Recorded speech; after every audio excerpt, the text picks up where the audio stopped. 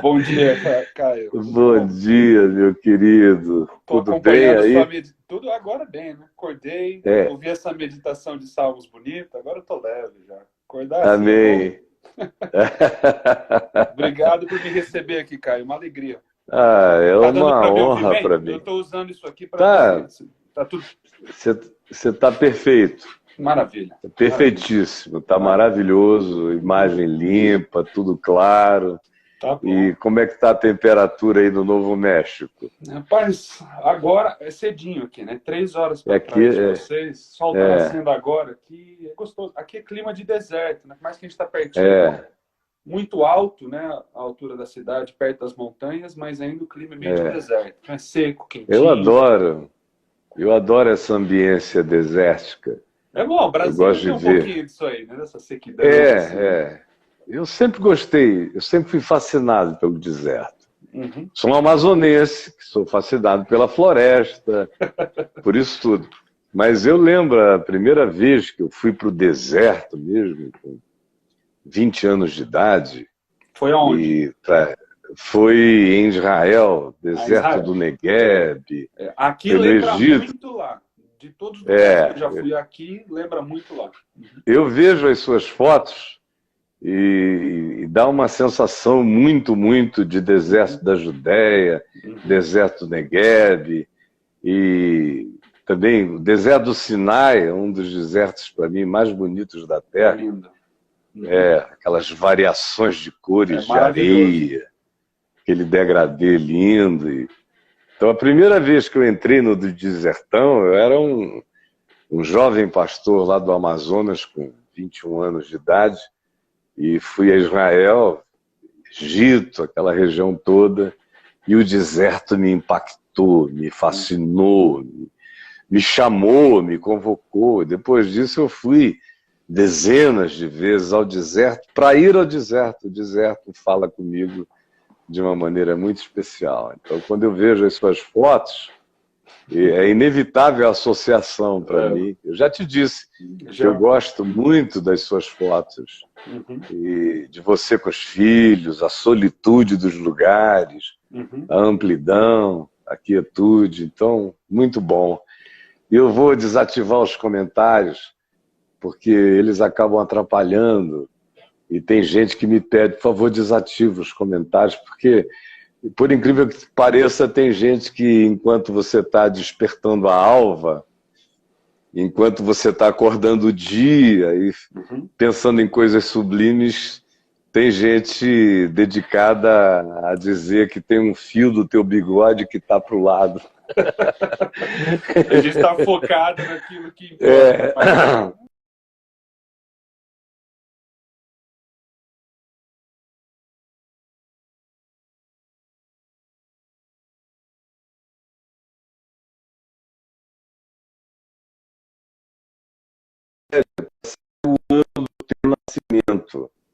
mas mas deu você uma sabia que travadinha aqui, mas voltou agora. Diga, cara. voltou agora? Eu entrei na Wikipédia para ver o ano do seu nascimento, Ah, mas tá. não tem lá. Não tem. Não tem Melhor, lá. melhor assim, né? Você é um ser Melquisedequiano Eu tô na pela Terra aí há muito Wikipédia. tempo.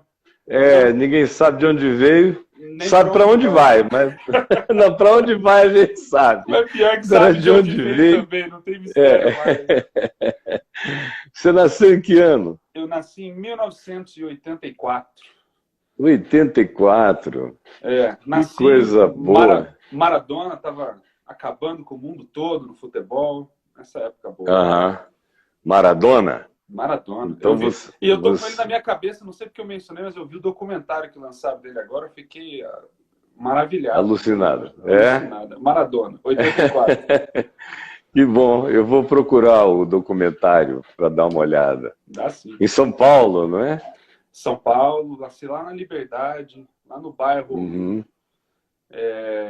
onde os pais da minha esposa vivem até hoje. Então a gente nasceu meio Aham. que próximos e só depois a gente se encontrou. Mas lá na É Liberdade, sul de São Paulo. um bom bairro para nascer, o bairro da Liberdade. Nasci para É um- Liberdade e fomos libertos. Que coisa boa. Escuta, o primeiro nascimento já foi um anúncio de enredo, né? Do segundo. já foi um anúncio de enredo. Você podia fazer uma música sobre isso. Pronto. O lugar onde eu nasci já era o enredo já tava da tudo minha ali. Vereda. Já estava tudo desde o início. Já estava traçado. Independência ouvida. E vamos adiante. E me diz uma coisa, seus pais já eram adventistas quando você nasceu? Nasci dentro da tradição adventista. Meus pais, meus avós já eram adventistas. Meu avô, Antenor Cruz, filho de portugueses, já era pastor da Igreja Adventista. Minha mãe nasceu nesse contexto. Meu avô Arraes, não. Pai do meu pai, não. Esse é um homem do Ceará, do Nordeste. Eu fiquei com certeza que tinha alguma coisa no Nordeste por causa do Arraiz. Isso. Que é um nome mais nordestino. As famílias lá atrás se encontram de alguma maneira. Mas meu avô era muito pobre. Aí desceu para São Paulo. A jornada dele é uma odisseia de Homero. Aí da pobreza deram uma Bíblia para ele. De lá encontrou Jesus. E dali a história foi Amém. Maravilha. Do teu avô nordestino, Arraiz. Do meu avô Arraiz, E Arraiz também, eu cresci no Amazonas ouvindo falar nos Arraiz, que era o modo como se designava aquele prático de barcos, de embarcações, de motores, até de hoje rios. A licença é Arraiz, né? Você tira uma Arraiz para pilotar os barcos. Né? Então o pessoal dizia, não, ele tem o Arraiz, ele pode ir, ele é um bom prático, é um cara que sabe o caminho. Caminho na água, especialmente no Amazonas, o rio muda o tempo todo. Ele não muda o grande fluxo, mas o movimento do leito é extremamente alterável, de modo que você não aprendia uma única vez a andar pelo rio.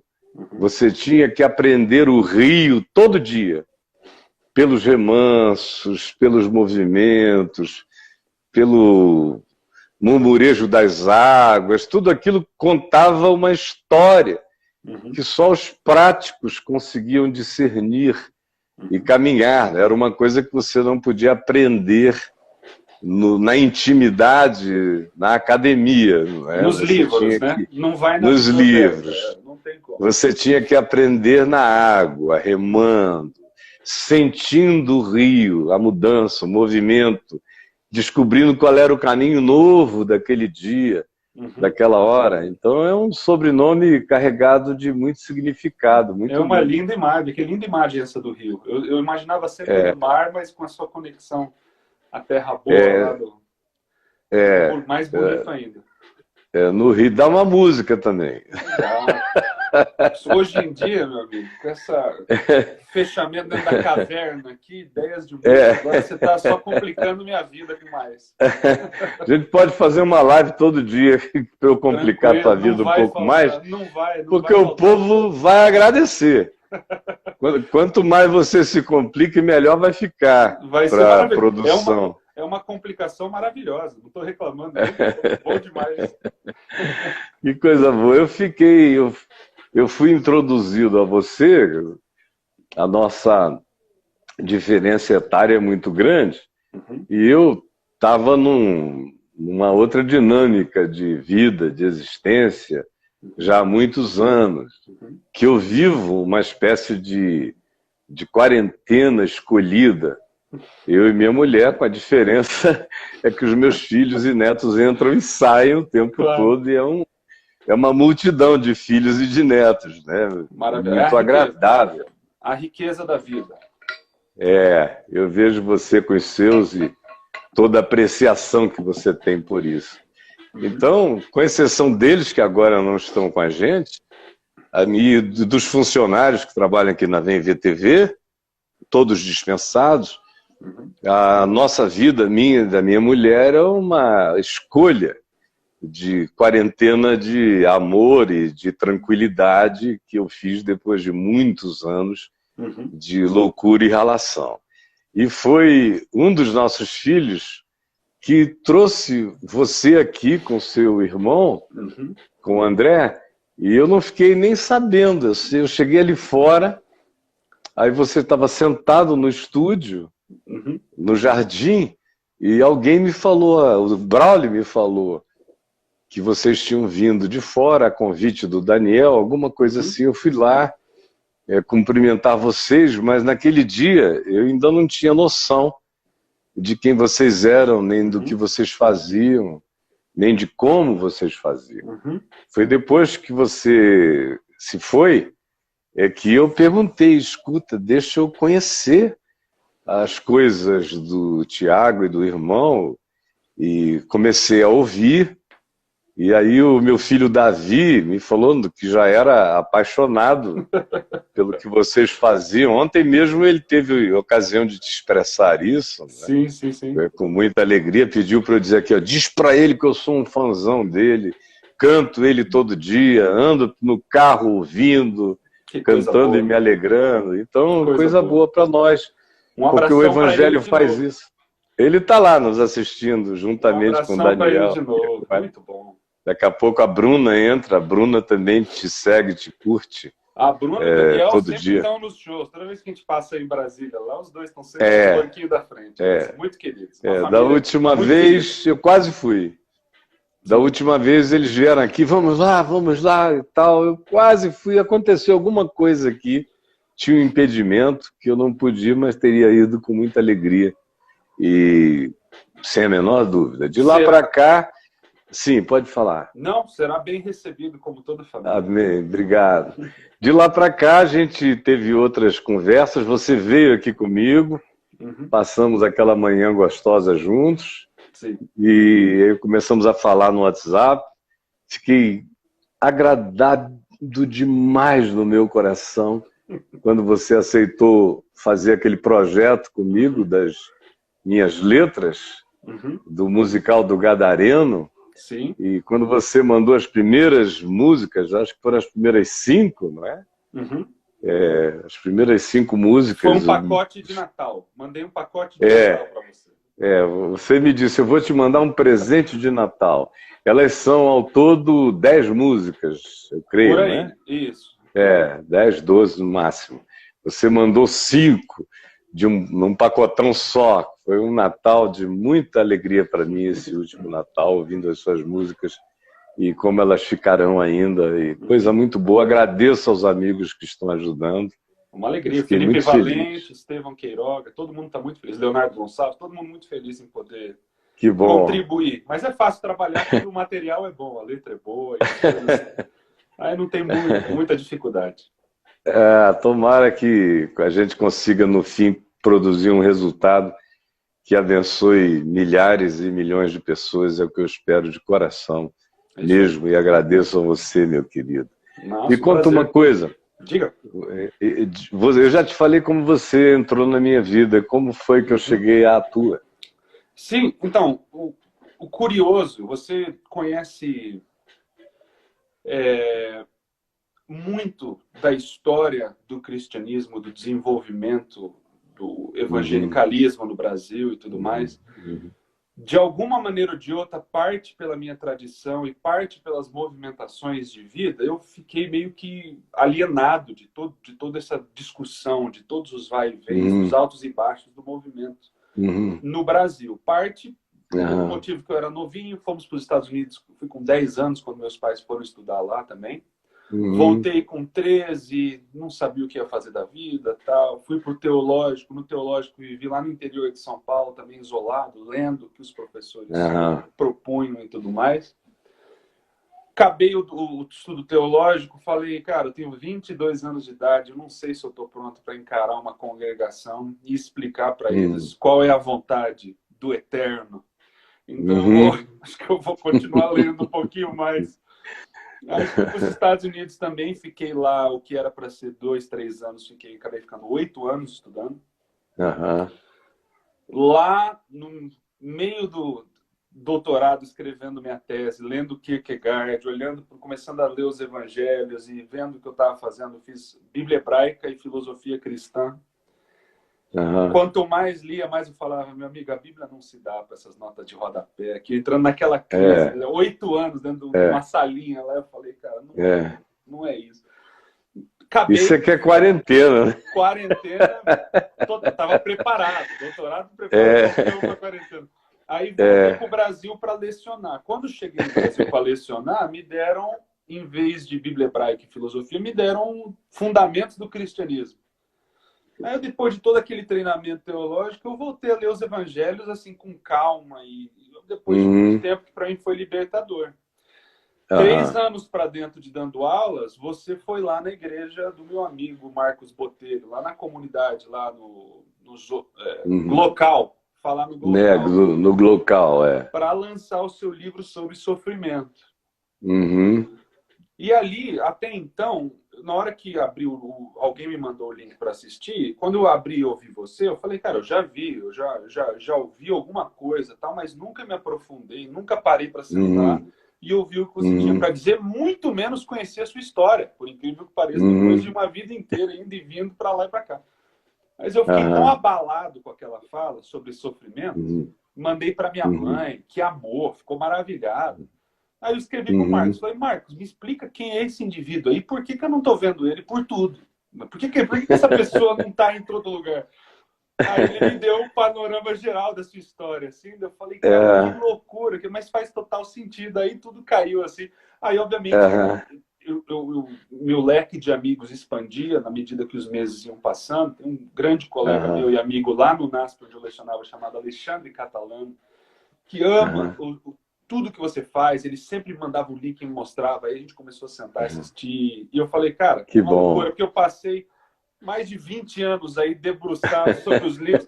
Se alguém tivesse mandado o livro do Caio no começo, já teria cortado um caminho imenso, não teria que sofrer tanto na minha vida.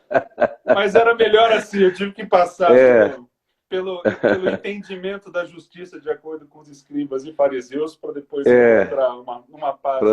Mas o processo de lecionar sobre os evangelhos e tudo mais já foi uma grande nova pós-graduação, né? uma nova escola, e encontrar você depois desse trajeto todo foi motivo de muita alegria para todos nós aqui. De certa forma, esse trajeto inteiro preparou você no silêncio para a gente se encontrar depois, não é? Isso. Porque também toda essa preparação poupou você de muitas perguntas, porque tem coisas que eu dou como I take for granted, e que está todo mundo entendendo, mas as pessoas estão muito pouco educadas na escritura, para ter na percepção geral.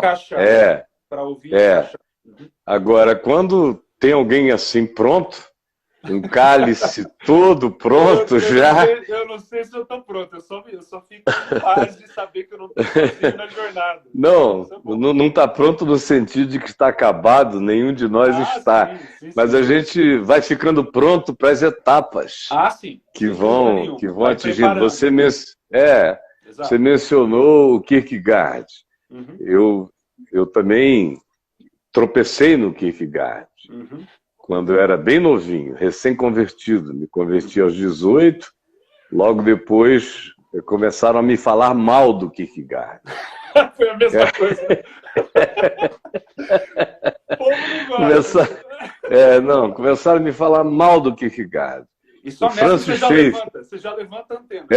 Francis Schaeffer, certo. A Morte da Razão, pau no Kierkegaard. Ele está presente, não está calado, pau no Kierkegaard. Aí eu lendo Schaeffer com 19, 20 anos, e ele falando muito mal do Kierkegaard, eu falei, eu vou ler Kierkegaard. E aí, um amigo meu... esse cara é tão perturbador que vai me fazer bem. Então... Aí, conclusão, um amigo meu chamado Marcos Gilson me deu O Temor e Tremor para ler. É pesado, E aí, é pesado. e quando eu comecei a ler a primeira página, eu falei, encontrei meu irmão. Um irmão, um irmão que eu não conhecia. Uma página. Uma página. Quando ele começou a dizer que tudo era absurdo, eu falei, estamos juntos, eu concordo absolutamente que a gente atravessa o absurdo pela fé. Isso aí. E aí, dali para frente, eu fui lendo as outras coisas, que meu pai já era um ente kierkegaardiano. Já era. Pô. Já era. É bom. Naturalmente, uma pessoa kierkegaardiana. O meu desenvolvimento existencial, fora da religião, foi todo kierkegaardiano, sem eu perceber. Certo. O movimento hippie, os meus amigos, eles estavam mais vinculados a Jean-Paul Sartre, mas eles não sabiam quão Jean-Paul Sartre devia a Kierkegaard. Que coisa. Mas eu acho bonito disso tudo, Caio, mencionando meu avô Arraes de novo, acho que muito do que acontece na existência humana como um todo já se dá dentro da realidade do que é graça e fé, mesmo sem as pessoas terem o linguajar, o paradigma, a hermenêutica para enxergar dessa maneira. Então, eu vejo isso muito, a existência é graça, não é? A existência, porque era o que não era e foi chamado a ser. Foi. Então, tudo que não é e é chamado a ser é produto da graça. Portanto, não há nada que não seja graça. Exato. Então, a criação é graça. O evangelho vem para abrir teu olho. Acabou. Você tem graça por toda parte. Que coisa boa. Você vai respirando, comendo graça, bebendo graça, beijando graça, parindo graça, sendo abraçado por graça, o tempo todo sem saber, e o evangelho vem e te dá nome às coisas. Isso, te dá o vocabulário. E te dá e produz uma gratidão consciente em você. E a fé produz essa vontade determinada de atravessar a desgraça na nossa sensorialidade, sabendo que ela é graça no processo de nos enriquecer, de modo que não há nada que não vá cooperar para o bem daqueles que amam a Deus. Né? Lindo. E a música?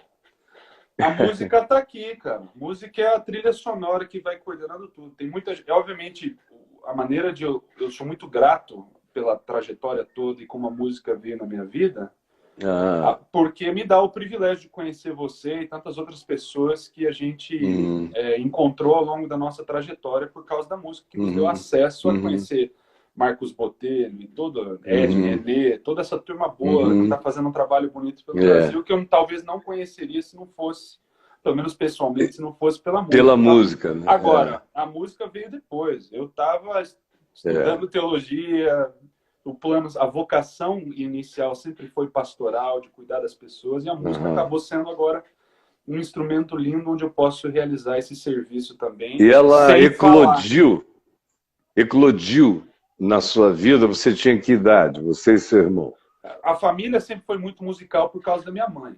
Então a gente cresceu, meu pai era pastor, minha mãe tinha sempre uns grupinhos na igreja, tocava piano, fazia música em casa, ouvia James Taylor, Carpenters, né, de tudo ouvia dentro de casa. Quando fomos para os Estados Unidos, aí, ouvia de tudo. Que legal! Então a gente cresceu nesse ambiente, e daí meus pais, por mais que não tinham muito recurso financeiro, sempre apoiaram meu irmão e eu em qualquer coisa que a gente quisesse com relação à música. Claro, olha, escolha um instrumento, a gente escolhia, eles investiam, não sei nem de onde eles tiravam dinheiro para poder fazer a gente ter aula. E o problema é que acho que eles ficaram frustrados por um tempo, porque todos os instrumentos que eles compraram e investiram, eu e o André acabamos não tocando nenhum deles. Por exemplo? Flauta, violino, clarinete, claro. Aí voltamos para o Brasil e não tinha nada. Aí eu cheguei com 13 anos de idade no Brasil, Caio. Aí meu pai, pastor de uma igreja grande lá em Curitiba, teve aqueles retiros de jovens e tal, né? Que é bonitinho, né? Sair dessas grandes cidades para ir lá no meio do mato para os rapazes ficar de olho nas meninas, né? Porque o negócio é você, para onde você vai. Aí cheguei lá, aí eu tô com a minha flauta, né? Na minha caixinha lá, né? Tal. Aí sábado à noite, fogueirinha e tal.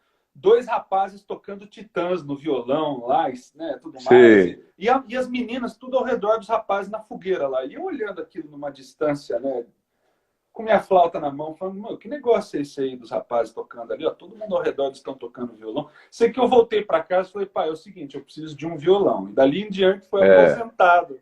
A flauta, o sax, foi tudo pro ar.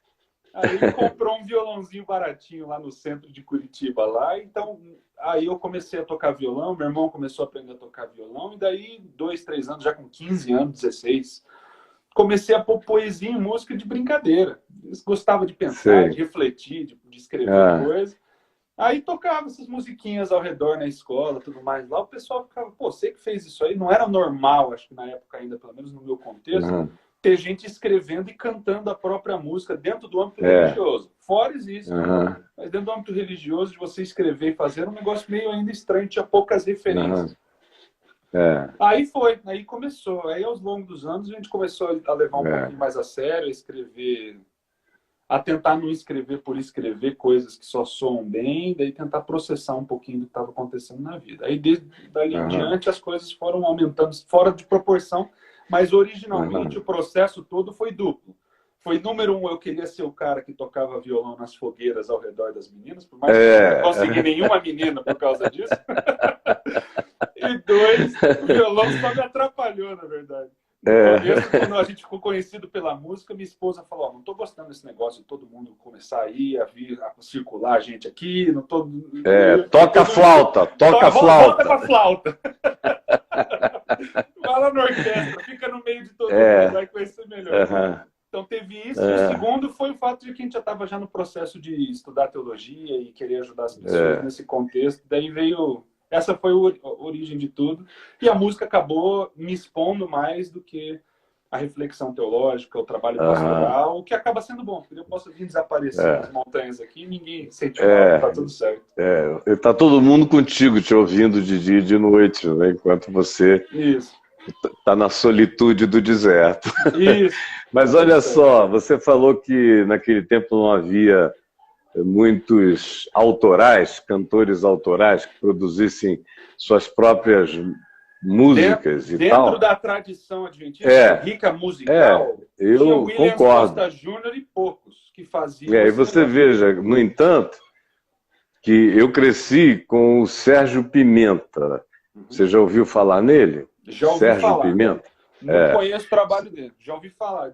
O Sérgio Pimenta é uma das pessoas mais extraordinárias desse ambiente cristão antigo. Nós tínhamos a mesma idade, ele estaria hoje com 65, portanto, e nós nos conhecemos, nós tínhamos 4 anos de idade.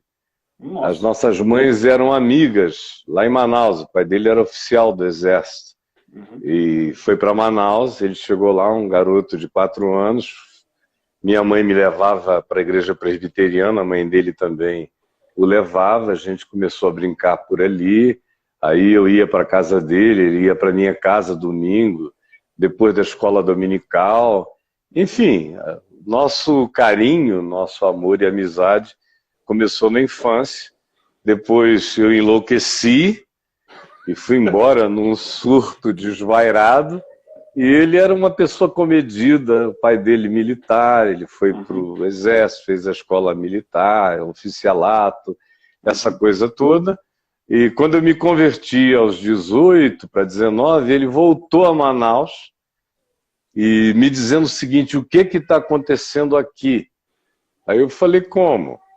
Ele disse, porque aonde eu estou indo, eu tenho ouvido que tem um grande avivamento acontecendo aqui em Manaus, que começou com você.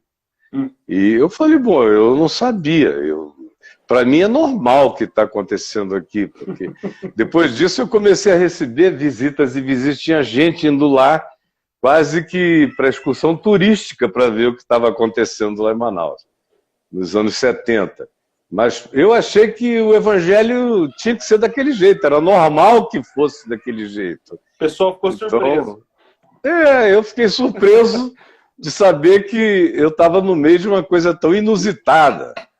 E foi ele quem começou a me chamar a atenção para isso. Para o público não era normal. para ninguém. Eu já vinha num avivamento sem Deus, assim, avivamento de loucura. Quando eu encontrei a loucura do Evangelho, eu entrei no avivamento da vida.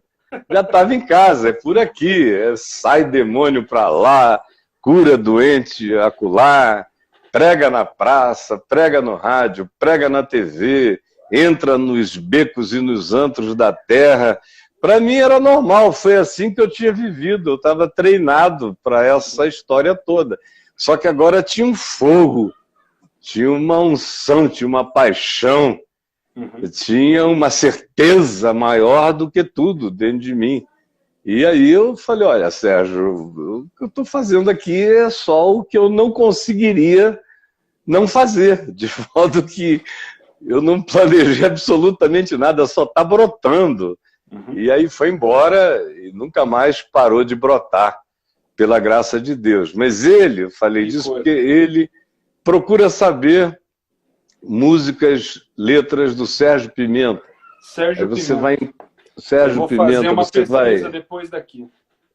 Você vai encontrar muita coisa linda e talvez você cante. As igrejas ainda cantam as mais tradicionais, cantam muitas músicas do Sérgio dele. Sem saber. Sem saber, cada instante. Ele trabalhou com você em Manaus? Ele era tipo... Não era tipo o irmão Wesley lá, você pregando? Ele trabalhou comigo no Rio. Depois?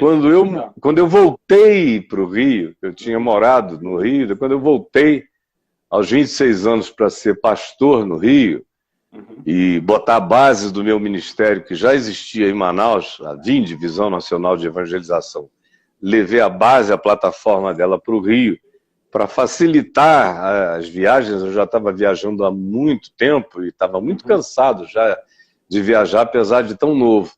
E eu falei, vou para um lugar que seja um hub, que facilite a minha movimentação. Claro. Fui para um lugar onde eu tinha amizades e família, que foi Niterói. E lá em Niterói, quando eu cheguei e voltei para Niterói, ele estava também voltando de outras coisas para o Rio, e já casado. E aí, então, nós nos reaproximamos intensamente.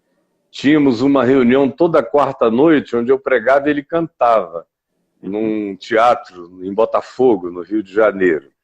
Ele estava sempre lá e nós fizemos isso até ele adoecer e depois partir para o Senhor. Foi quando que ele morreu? Qual ele faleceu em 86, 87, então, por aí. Já faz um tempo. Já faz, você tinha 87. 3 anos. Meu irmão nasceu em 87. Agora, nasceu claro, em 87. Tem muita gente boa. O Brasil é riquíssimo nessa área. Mais tarde, conheci Estênio Márcio, João Alexandre. O Estênio é meu cunhado. Sim, eu sei. Todo mundo que você está mencionando aí, você falou Marcos, filho do Jaziel, meu amigo desde a vida inteira. Você já está na praça? Eu estou na praça há mais tempo do que Matusalém, porque a intensidade da minha vida, o que eu vivi até hoje, normalmente cabe em muitas vidas em sequência. Pronto, então, dá mais do filme.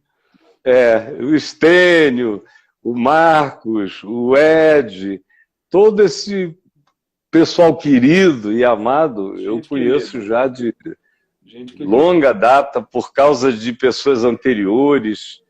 E, enfim, semana passada, ou retrasada, eu fiz uma live aqui com o Marcos Botelho. Agora, no dia 24, eu creio, vou fazer uma com o Ed, a quem eu também já conheço há muitas décadas, né? Pelo menos umas 3. De modo que está tudo em casa. Na hora que você vai ver, está tudo em casa. E as trocas são naturais e você nem precisa intentar produzir trocas, elas acontecem numa absorção impossível de não acontecer. Com o Ed, isso daí é um negócio meio que também surreal. Toda vez que eu encontro ele, é algo assim, que você não precisa sentir, que você precisa dizer nada, e você vai conversando sobre coisas, já os caras chegam assim, é o seguinte, o pessoal já está lá embaixo esperando vocês entrar já há 10 minutos, alguma coisa assim. Aí eu levanto e vai. Então é gostoso, que é mais ou menos o que a gente experiencia quando a gente vai na tua casa e tantos outros. Meu querido, e eu também vi que vocês, quando produziram o primeiro trabalho chamado de Mais, é isso mesmo? Foi o primeiro que foi reconhecido. A gente tinha um anterior que teve uma exposição menor, aí a gente foi para os Estados Unidos, sofreu muito, escreveu mais, e esse chegou no coração do povo melhor. Sofre muito, melhora a produção, não é? Tudo fica melhor. Porque antes, é o que eu falo, no primeiro CD que a gente lançou pequenininho, as músicas eram reflexos daquela juventude, cada passo que eu der, a sua mão me guiará. E é tudo verdadeiro, e tudo bonito. É claro. E daí eu fui para os Estados Unidos, tive problema em tudo quanto é área da minha vida, trabalhando para estudar, uma loucura toda. Aí eu olhei a tristeza nos olhos e sorri. Aí pronto, aí todo mundo começou a ouvir esse negócio. E também eu li que teve uma apreciação do ponto de vista musical, fora do ambiente religioso, muito boa, excepcional. E como é que você se sentiu quando você viu que o chamado mundo estava dizendo que você tinha produzido uma coisa que, para os valores e significados artísticos do mundo, era muito bom? Porque isso é o melhor elogio que alguém de um segmento religioso pode ter, é ser apreciado por alguém que não quer nada, que não tem nada a ver com aquilo. Não é bom. Eu acho que, no fim, o que começou a ficar claro para mim no processo da minha vida, ao escrever essas músicas e durante o meu processo de treinamento teológico também, é quão humano tudo é. Em Cristo, na Bíblia, é tudo um retorno para a simplicidade da vida que foi a intenção de Deus para a raça humana como um todo. Então, dentro desse processo, eu falei, cara, acho que eu posso escrever sobre as minhas frustrações. Eu não vejo esse tipo de saudosismo, de triunfalismo nos personagens da Bíblia, e eu parei de me sentir culpado por não ver isso na minha vida também. Então, quando eu comecei a escrever isso, acho que isso tocou no coração não só daquele que é considerado religioso dentro da matriz religiosa, mas chegou no coração humano das pessoas lá de fora. Então, isso é, obviamente, muito bom, porque eu acho que o álbum mais entrou num momento da história ali onde não tinham também muitas, e eu não falo isso no sentido de que a gente fez algo original, eu não acho que a gente fez. Eu vejo que tem muita coisa boa que também vai na mesma direção em muitos lugares, mas por algum motivo, talvez por divulgação do Léo, dos meninos da Oficina G3 na época, chegou em um monte de gente, as pessoas começaram a espalhar para vizinho, para amigo de família que não era religioso, ao ponto de que 1, 2 anos depois a gente está tocando nesses teatros grandes aí, onde metade é gente que vai em igreja domingo de manhã ou sábado, e outra metade é gente que não está nem aí para absolutamente nada, de ou frustrado com alguma coisa dentro da religião, ou simplesmente nunca teve nada disso. Então, para mim, eu acho isso bonito. O que me dá alegria é que, no final, acaba sendo um lampejo apocalíptico, né, do fim, dessas nações, de gente de tudo quanto é canto, se juntando ao redor daquilo que é mais lindo, que é Cristo, que é essa humanidade, essa simplicidade, que é a realidade do reino como um todo, um retorno à humanidade, é a beleza da vida. O Cordeiro imolado desde antes da fundação do mundo. Pronto, é isso. Todo mundo junto ali para ver isso e por mais que dali não sai para o que o pessoal acha, não, então daqui agora eu vou. E teve gente que falava para mim, falava assim, olha, você tem que usar isso aí como um mecanismo de trazer as pessoas para a igreja. E eu falava, cara, acho que esse povo não está entendendo. Eu falava, meu amigo, isso aqui, olha o que está acontecendo aqui. Se isso não é o que é, então eu já não sei mais o que é também. Já não sei mais o que esperar, né? Eu já não sei mais o que esperar. Então, esse processo de treinamento teológico veio como o martelo de Nietzsche, na verdade. O cordeiro veio quebrando tudo. E daí sobrou essa simplicidade. Acho que nessa época já estava num momento da minha vida, ao contrário do começo. Quando eu era novo, eu gostava. Eu peguei o violão para ficar na fogueira, rodeado e sendo visto. A arte, para mim, ali era um negócio de que, ó, pessoal, olha o olho que eu estou fazendo e como é legal.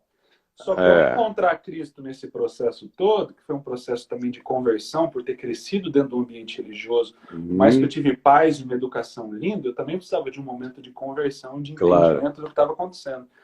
E daí, quando obviamente isso acontece, a orientação de arte, de vida, já não é mais para o que está acontecendo, é mais para o que eu posso oferecer para os que estão ao meu redor. Então, quando a música estourou, foi dentro desse momento, já onde a gente não estava nem, pô, você está ajudando. E já era essa batida designada como Indian Folk, que já era essa batida, os Estados Unidos, a cultura, o James Taylor, o country americano, tudo isso tiveram influência na sua vida? É o que a gente ouvia em casa. Obviamente, eles têm essas nomenclaturas, né? Porque, obviamente, a gente quer pôr tudo em caixa, né? Isso aqui é o índio, não sei o quê. E, para mim, eu pego o violão e toco. Toca, né? É aquele singer-songwriter, o Bob Dylan, o Springsteen, raiz, aquele negócio de só pegar o violão. John Prine, que morreu agora, de ir para bar em bar, um violãozinho, tocar. E ele tem, o John Prine, que morreu agora, na parede dele, ele tem um review de um dos jornalistas que viram nos primeiros shows dele, falando que era uma porcaria. Esse cara só toma gole de cerveja e canta desafinado. Pronto, um dos maiores compositores de todos os tempos.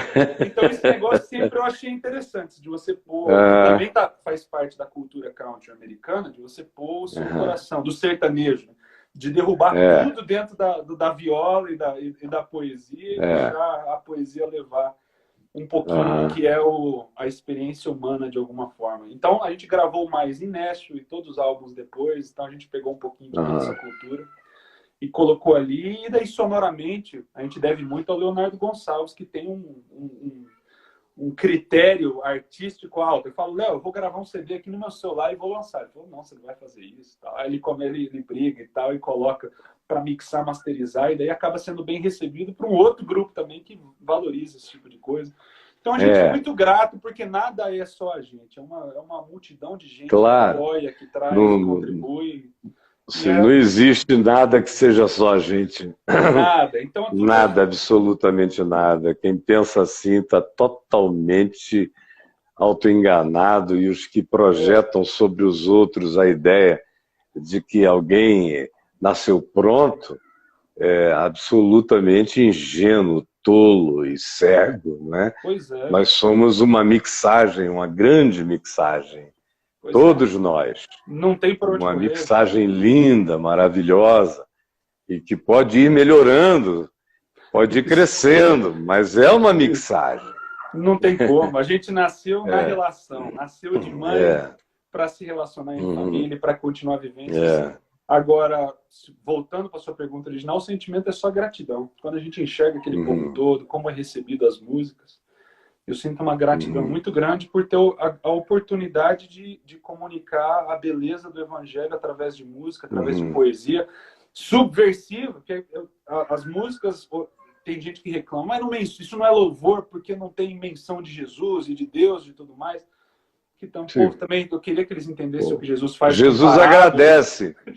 Jesus agradece, porque você nunca viu Jesus falando de Jesus, não é? Pois é, você já sabe. Procura no Evangelho Jesus falando de Jesus, olha só. Não é difícil, né? Não é difícil. Está falando da vida, falando de relações, falando de perdão, falando de opressão, falando do inimigo, falando de sabedoria. E a maneira como essa é a palavra. E a maneira como ele fala sobre isso é extremamente subversiva. Ele fala disso, de opressão, de tudo mais, falando de trabalhadores numa vinha, e fala de campo, de semente, de flor e de coisas. E daí, de funcionários malandros, de patrões abusivos, de filhos ingratos, de um outro filho amargurado e invejoso. É a realidade pura e esmagadora. Ele é o sertanejo original, ele vai contando. Aí, eu gosto de como o Jim Peterson ele fala que daí o povo ouvia aquilo lá e falou, não, isso aí não tem problema não, os rabinos, isso aí não tem nada a ver com a nossa doutrina não, ele está falando de campo, de filho, de não sei o quê. Aí, na medida que o povo ia voltando para casa, no trajeto, ele fala que explodia igual uma granada. O pessoal olhava para fora, não, ele estava falando de Deus, ele estava falando de Deus. Aí acabava com tudo. Então, Jesus é um grande subversivo. Eu acho que se a gente conseguir fazer um pouquinho disso com o violão na mão, e através da loucura, né, da decepção, da malandragem do evangelho, de você falar de uma maneira que a princípio não é processado como ele não está questionando a nossa doutrina e só depois acontecer. Acho que isso é uma ferramenta muito boa. Muito linda. E quando ele fala de si mesmo, ele se refere ao Filho do Homem. Pronto. Ele vai falando do Filho do Homem aqui e ali, espaçadamente. Para eles, mas ele as conexões deles. Para todo mundo. Ele força a associação, o pensamento, a reflexão, a introjeção. E vem o imaginário todo arrancado da vida. Vai de lírios do campo ao sol que se escurece e a lua que se transforma em sangue. Mas é tudo no cosmos, no universo. Tudo lá fora. Até quando ele fala de demônio, ele está falando de um ocupante de uma casa abandonada, que se não estiver cheia vai ser tomada. Então tudo em Jesus... E se você quiser limpar a casinha por você mesmo, os demônios voltam também. Não adianta, se não tiver ocupante, volta. Já era, volta. Vai acontecer. Agora me diz uma coisa, qual das tuas músicas você canta mais sozinho? Para você mesmo, tem uma? Tem alguma? Que você normalmente, assim, sozinho ali, olhando o horizonte do deserto, fecha os olhos e se acaricia, se faz cafuné com ela. Eu nunca ouvi uma descrição de música como essa agora, mas foi boa. É um cafuné.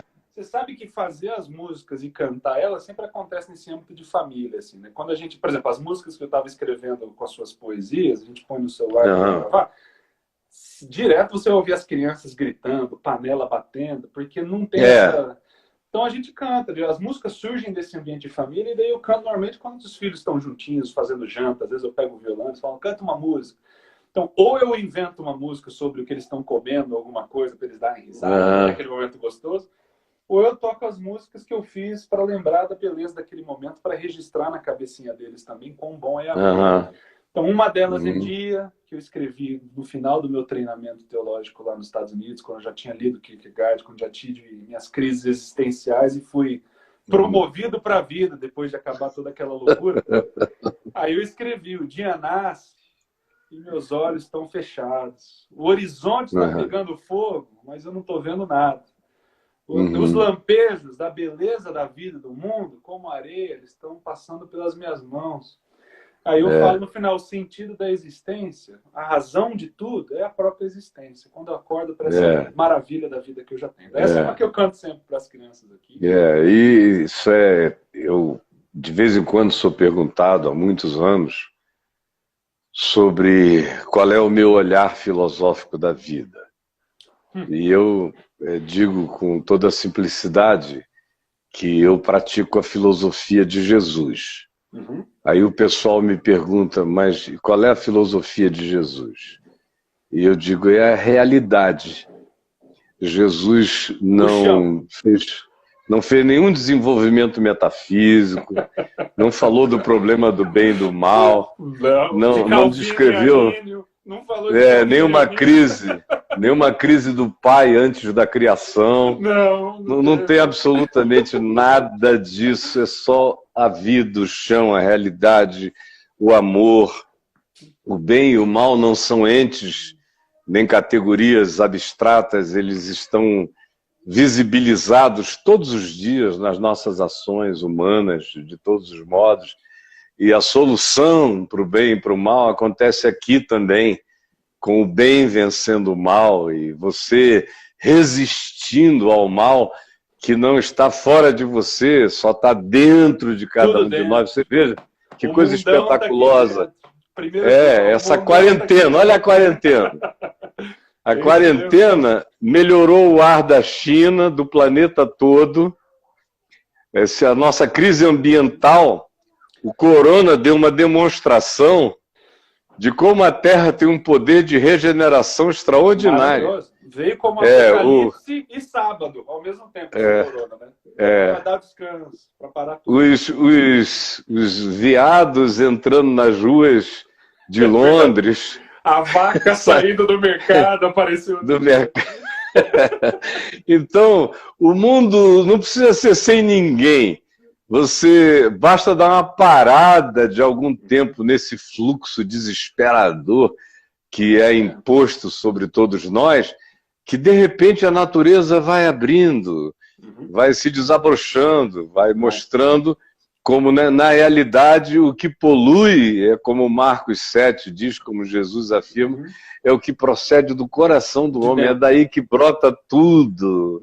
É a poluição vem no conceber dos meus pensamentos, no declarar das minhas palavras e no agir das minhas ações é que eu vou enlixando o planeta, a existência e destruindo todas as outras vidas à minha volta. Basta um vírus para dar um exemplo de que o forçar-nos a aquietar-nos já melhora o planeta instantaneamente, o que é uma afirmação extraordinária sobre a grandiosidade do pecado humano. Que coisa, que coisa. É bem isso, de volta para a filosofia, o que nada mais é do que a própria filosofia de Jesus. E a gente pode ouvir alguma música? Claro. Como... Vamos lá. Eu fiquei querendo ouvir o dia. Eu fiquei querendo ouvir, achei tão linda a letra. Vou tocar, mas eu acho bonito, antes de tocar, essa coisa que você falou sobre Jesus revelando o chão da realidade da maneira dele, né? Eu estava uma vez lá em BH, se não me engano, tocando um show lá, no Teatro Brasil Valorec, no centro da cidade. Aí, a última vez que a gente foi lá, eu e o André, a gente parava no meio da apresentação para conversar com o povo. Falava, vocês têm uma pergunta? Vamos bater papo, né? Para não ficar só um negócio da gente estar aqui, vocês aí. Aí pergunta vai, pergunta vem, aí o menino levantou a mão. Lá na galeria, lá, falou, Calvino Armínio. Aí eu falei, rapaz, havia um homem que tinha 2 filhos, né? O mais novo falou, pai, me dá parte da minha herança. Aí, tem um negócio, eu até comecei a chorar de tão bonito, eu fico maravilhado, né? Imagina se toda a comunidade vivesse pela simplicidade daquilo ali, né, cara? Então vamos lá. Com isso em mente, assim, ó, o dia nasce e meus olhos estão fechados. Horizonte pega fogo e eu não vejo.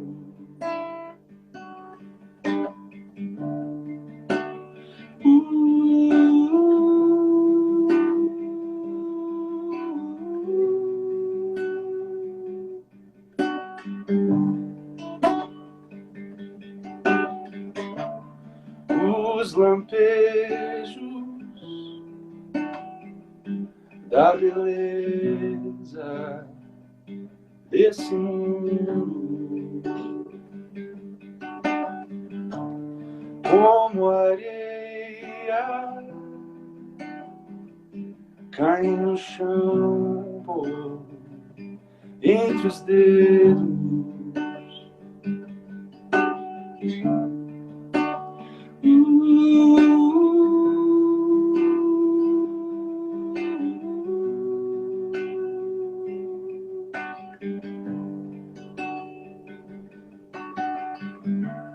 O sentido da existência, a existência. Quando acordo para a vida que eu já tenho. Quando acordo para a vida que eu já tenho. Aí quando você ouve, fica... Maravilha! Isso aí. Maravilha, maravilha. E me fala, como foi que você conheceu a sua mulher? Minha esposa, pô, que papo gostoso. Só faltava um cafezinho aqui. Eu devia ter fazer uma coisa boa. Padaria, um pãozinho na chapa. Minha esposa, Caio, eu estava no colégio. A gente fez ensino médio nesses colégios no boarding school, né? Fora de casa. Você morava, vivia lá no interior do Paraná, perto de Maringá. Aí eu estava lá, fiz o primeiro ano, na época era só 3. No terceiro ano, minha esposa Paula apareceu lá no colégio para fazer só o terceiro ano. Ela chegou lá, eu falei, poxa, que moça bonita, né? Legal. Então eu vou ali falar, né? Que eu sou, meu nome é Tiago. Eu cheguei, olha, eu sou o Tiago, que prazer em conhecer. Tentei chegar perto, tentei falar em poesias e em códigos que eu tinha um interesse. Mas ela não teve muito interesse. Ela começou a namorar o rapaz que era o capitão do time de futebol, loiro, olhos claros, mais forte.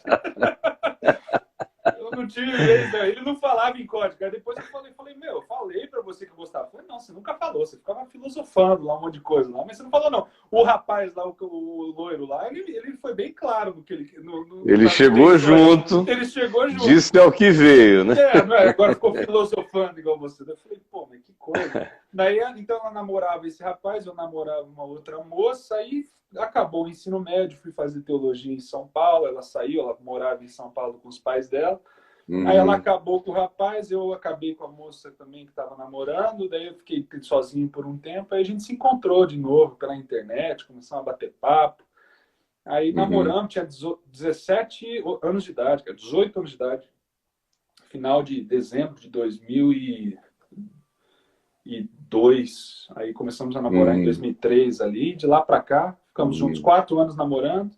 Terminamos depois de 4 anos. Ela foi para Londres. Aí eu fiquei com um ranço de Londres por muito tempo, porque a gente terminou depois de para Londres. Aí depois eu perdoei. Bronca. Mas depois eu perdoei Londres. Porque Londres é uma coisa é muito gostoso. Que seria uma pena você brigar com Londres. Não pode brigar com Londres. Não pode. Eu reatei com Londres. Né?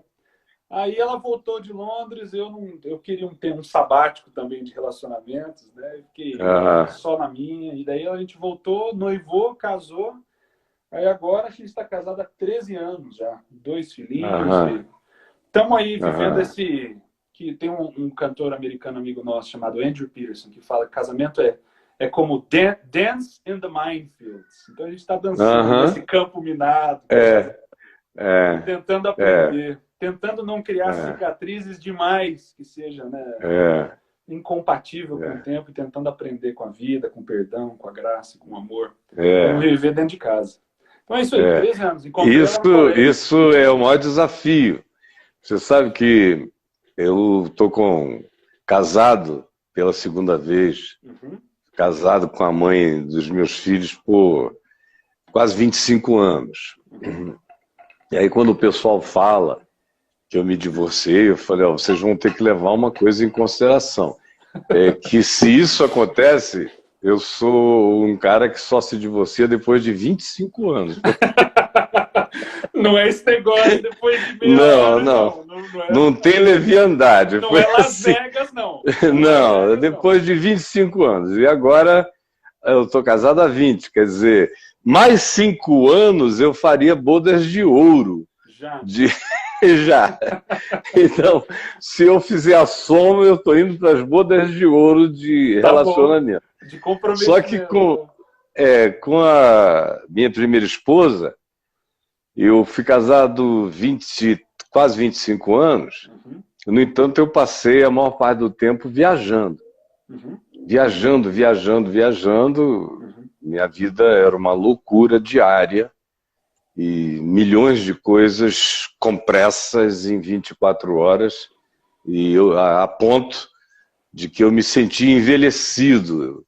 Cheguei aos 45 anos de idade me sentindo um idoso de tudo, de todas as coisas. Não tinha absolutamente mais nada que me surpreendesse nessa vida e também eu já tinha tido todo tipo de emoção, de experiência, de sentimento, de aflição, de alegria, de conquista, de não sei o quê, e tinha me tornado um ente blasé, completamente blasé mesmo. quando eu conheci a minha mulher, essa foi uma das primeiras coisas que ela me falou.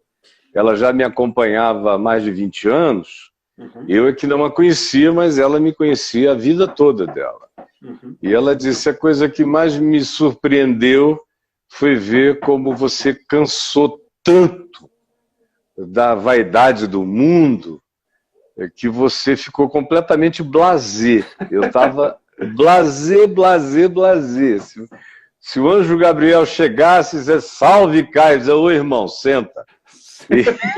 Não vem com esse papinho frouxo para cima de mim. Não, senta e fala, vai direto ao assunto, porque eu estou cansado de preâmbulos que não dão em nada. Então vamos lá. E aí foi bem. Mas com a Adriana, a gente está juntos há 20 anos, 24 horas por dia. É uma coisa intensíssima. Outra dinâmica. Outra, totalmente diferente.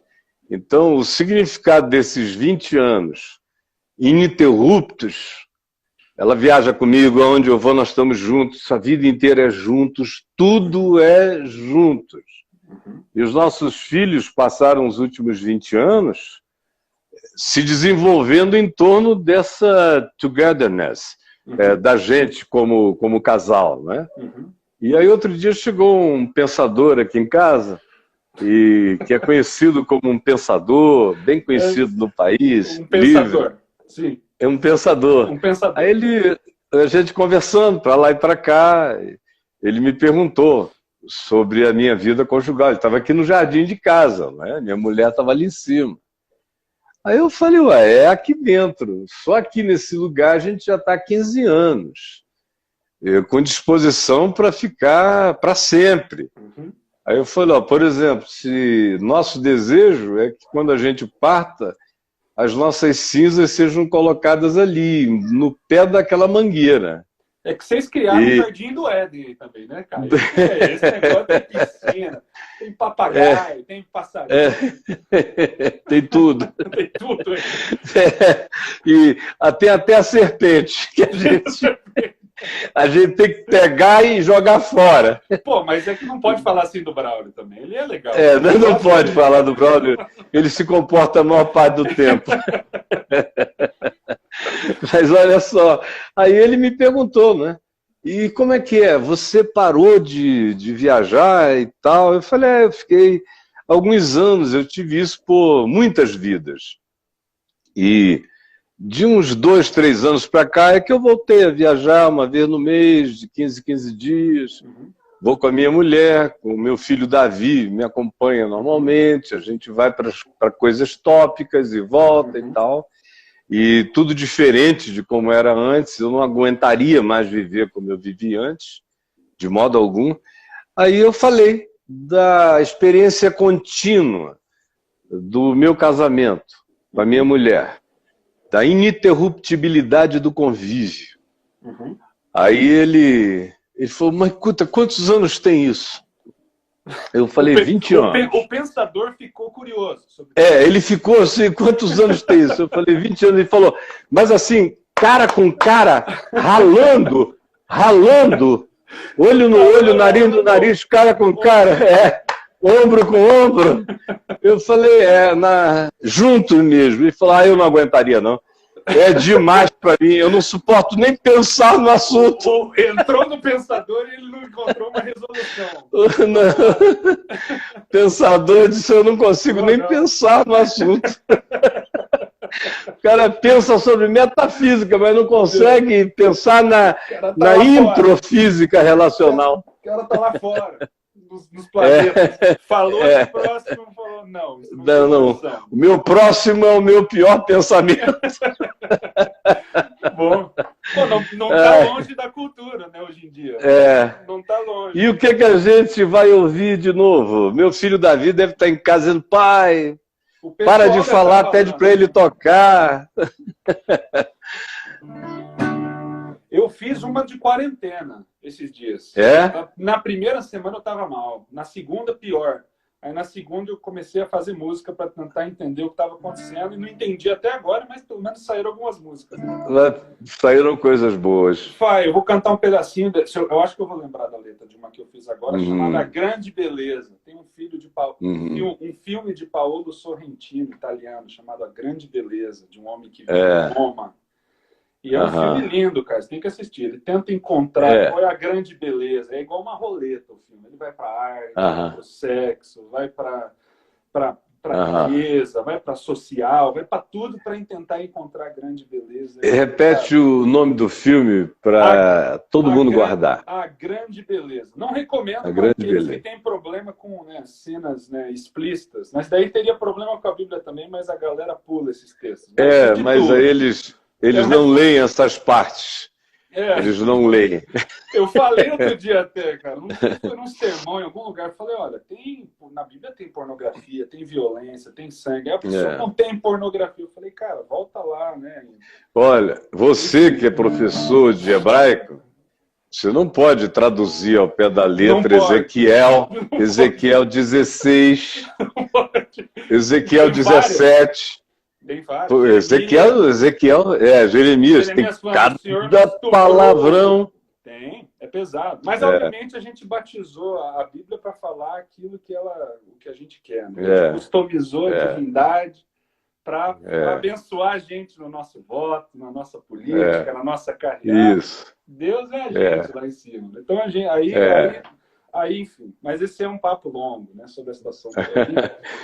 A próxima live a gente faz sobre isso. Mas A Grande Beleza é o nome do filme. Paolo Sorrentino, que é um dos meus cineastas favoritos, porque o cara ele coloca foco nessa experiência existencial humana, na busca pela grande beleza. Aí eu fiz essa música chamada Grande Beleza. Não se compara com o filme, mas pelo menos eu posso falar para os meus filhos, quando eles perguntarem qual é a grande beleza. Eu só canto. É essa aqui, meu filho. Essa aqui. Está no canto dos passarinhos. Está na luz da manhã.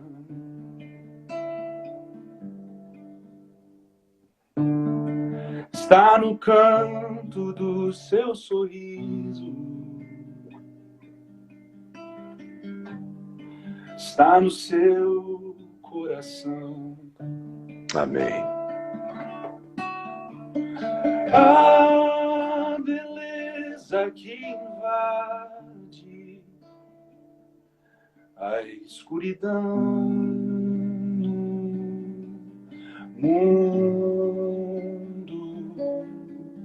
e traz consigo a novidade, a promessa de dias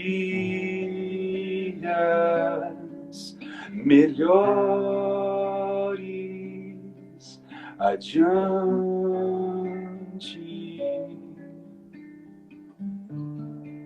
Está no fim de todo medo. Aleluia. Está no fim de tarde também. Amém.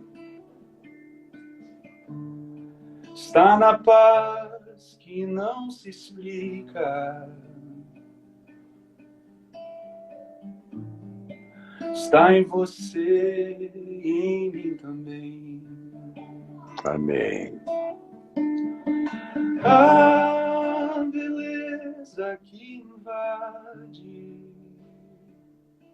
a escuridão no mundo e traz consigo a novidade, a promessa de dias melhores adiante.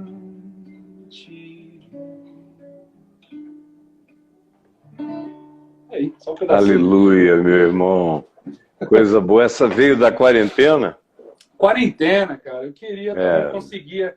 Eu falei, qual é a esperança? O que é? Aí a beleza da vivência no reino é que o reino te dá com Cristo essa chave hermenêutica, não só para entender a palavra, mas para entender a vida. Em outras palavras, ao redor da gente, claro. tem inúmeros anúncios de enredo. Então tá na luz da manhã. Jesus é a chave hermenêutica para compreender tudo. Tudo, a realidade para olhar tudo. E aí os teus olhos ficam bons.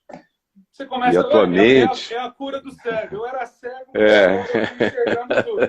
Quem era? Eu não sei quem era, mas o que eu sei é que ele está aí.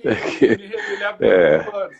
E é isso, eu acho que no fim é isso aí. Anúncio de enredo, está na luz, está no sorriso, tudo é um anúncio, tudo é uma promessa. A existência é palavra. Foi a palavra que criou todas as coisas e todas as coisas criadas pela palavra falam. Pronto, tá resolvido. Então, tudo enredo. Meu querido, dá um beijo na tua mulher, nos teus filhos. Vou dar. São 2 filhos? São 2, peraí. Tá bom. Criancinhas, vem cá. Eles estão ali esperando pro café. Eu vi eles batendo na porta. Vem cá, dá um abraço. Esse aqui é o Benjamin. Oi, Benjamin, tudo bom? Lindo. Tudo bom, Benjamin? How are you, Benjamin? Benjamin. Você está comendo pizza de manhã, mas que domingo bom. Essa é a Joana. Mas que coisa mais linda. You are so cute. So cute. God bless you, baby. Fala, hi, guys. Tá bom. Vai lá, filhinho. Baby. Isso, vai lá tomar. Eles já estão ali, eu senti o cheiro do pão aqui, sabia? Tá ali, tá comendo pizza. Eu comprei pizza para eles ontem à noite. A gente tem o telão aqui em casa, um projetor, tem filme, pizza, para dar uma alegria para eles, porque para eles acho que é mais difícil que para a gente, quase, né? Porque criança foi feita para brincar, foi feita para ir para a escola, foi feita para correr na rua. E daí, como disse Jesus, os meninos na praça, não é? Na praça. E, cara, eu tava ensinando, eu comprei 2 golzinhos de futebol, coloquei na rua. Falei, meu filho vai aprender a jogar bola na rua. E as criançadas vinham. Aí veio o vírus e empurrou todo mundo para casa. Então a gente tenta fazer algumas coisinhas. Então eles estão comendo pizza de ontem no café da manhã. Então domingo começou pizza de ontem é melhor do que a pizza de hoje, com certeza absoluta. Eu, pelo menos, adoro uma pizza de ontem. Pô, não tem melhor, não tem melhor. Mas obrigado pelo carinho, Caio. Você é uma bênção. Uma alegria. Um dos pastores que pastoreiam a gente. Você sabe que a jornada, às vezes, ela se torna muito solitária, quando a gente acaba falando, vivendo de certa maneira. Então, de ter você, de ter tantos outros que acompanham a gente nessa jornada, mesmo na distância, tem sido algo muito bondoso. Então, muito obrigado por esse carinho. Obrigado você. Pelo seu ministério, pela sua vida, por apontar as pessoas para o Cristo. E isso é uma inspiração para todos nós a continuar servindo e ajudando outros na nossa vida. Então, um beijão para você, para a Adriana, para toda a galera da casa, os filhos muito todos, obrigado. a família querida. Muito obrigado. Você ainda vai conhecê-los todos. É uma grande família. Sim, e sem dúvida. São, na soma dos nossos filhos, agora são 6, eram 7. Um deles partiu para o Senhor em 2004, com 22 anos. E depois que a gente chegou aqui em Brasília, nós fomos adotados por uma outra filha, mais velha do que eles, e que também nos trata nessa condição paterno-materna profunda. Então, eles, daqui a pouco, às 14h, eu vou encher uma sala de Zoom com todos eles. A gente vai conversar. Só com os filhos e netos. Todo mundo lá, bater um papo com o vovô e com a vovó. Essa que é a felicidade. Essa é a vida. Meu querido, obrigado pelo pacotão de Natal, pelas músicas, pelas que virão, depois por esse produto que vai ficar bonito. Eu tenho certeza que vai abençoar muita gente, esse musical do Gadareno. Maravilha. E muito obrigado. Obrigado pelo convite, não só para participar do musical, convite para bater papo, e eu espero que isso tenha ajudado tantos aqueles que estavam de coração aberto para ouvir, como aqueles que estavam me atacando na internet antes de eu entrar com pedra na mão. Antes de você entrar, o que você vai fazer lá? A paz de Cristo sobre todos. Né? Amém. Que Deus nos abençoe. Igualmente, meu querido. Um beijão, Beijo, Caio. Um Deus te abraço. abençoe. Bom Igualmente, meu café. amigo. Obrigado. Tchau, querido.